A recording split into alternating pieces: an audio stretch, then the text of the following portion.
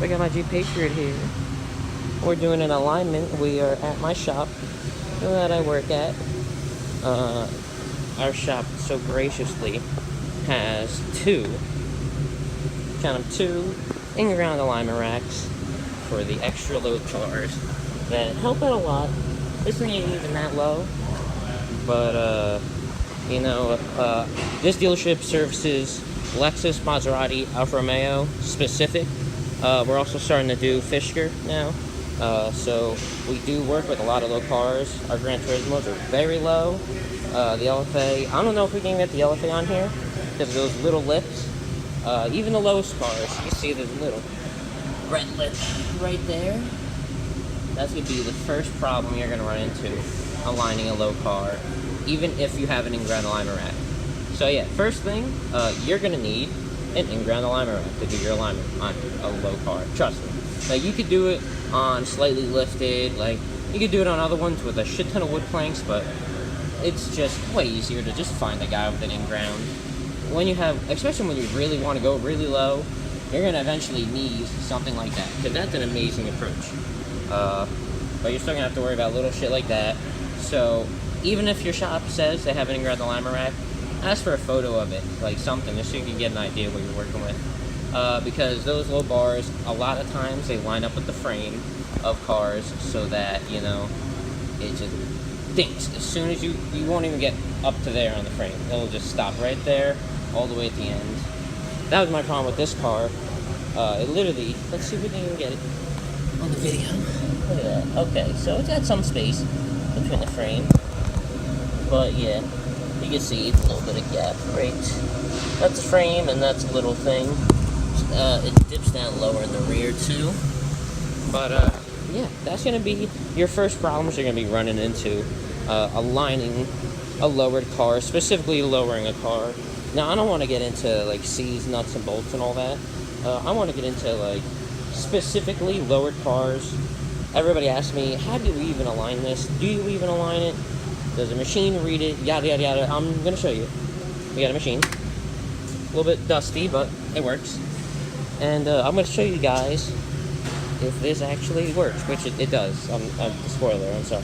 I've done this like 50 times here, but my car is saved on the computer. It's not that special. It's honestly, straight up, it's not that hard. It's really not. That's why I can do it.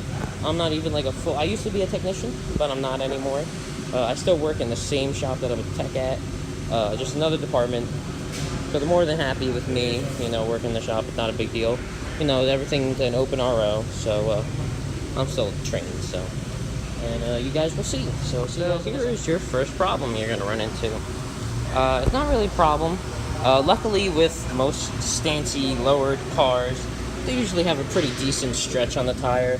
So it's pretty easy to get these little nips on the edge of it. I don't even know what you want to call those little ends to get over the lip. This tire is actually a pretty full-size tire, especially for me.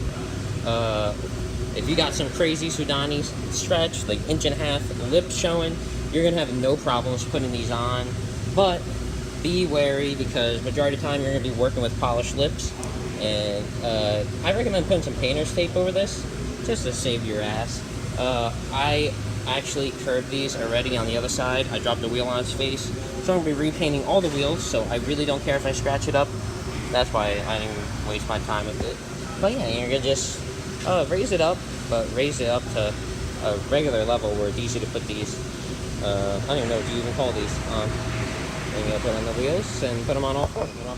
Honestly, it literally took me not even 30 seconds. I could have literally recorded that, because when you don't have a big tire on the wheel, it makes it easy to get those things on it. But yeah, I'll do that. Once you got it a little bit higher, look how dirty this thing is, jeez. Once you got a little bit higher, actually, before you even do this, honestly, once you put these chocks on, depending on when you like to do it, some people like to drive the car, wherever you like to do your alignments, just remember that these chocks, because I'm not saying the wheels are going to be cambered, but if the wheels are cambered, even a little bit, these chocks aren't going to sit straight. Instead of tossing them in, make sure to put them in at an angle. Give them a nice little tap, make sure they're in there, because it will sit slightly at an angle. because of the angle of the wheel. Also, if it has a crazy camber, realize that, remember, like, the outside of the wheel doesn't even, like, touch the ground on my last set with how much camber I had. So I literally had to put it, that's why I always put on the inside out of habit, because I'm just used to it, only the inside of my wheel touching the ground. But yeah, so I'll give you guys a quick little look underneath the car. Okie doke. Okie doke. Got the Jeep in the air. Time to start the alignment. I put the car specifications in, rolled it back and forth, yada yada yada. It's ready to go. Here's a look underneath the car. Got my normal dings on the frame. The thing's honestly designed to be pretty, like, lit as, like, a low car. Like, I just got this little skid plate, which I got from Chrysler. It's pretty thick. It's got some thickness. It's all steel. I welded just nuts into the subframe and it bolted right up. There's already holes for the nuts to go right into. And yeah, bolted right up. It's got a little hole for your drain plug. It's got a little hole for your oil filter, so you don't even need to take it off to do that, which is awesome. So I could literally do it, like, I'll bring it here and I'll put it on the alignment rack. And then do the oil right here. And it's air conditioned in here, so suck on that. But yeah, so I'm gonna go and get at it. The one thing that I would think be kind of obvious, but if not, no offense, you don't have to do the camber when you do the alignment. You don't, because you're like going for a specific set. So you know, you want to try and, you know, keep it that way. I don't know why you would change it.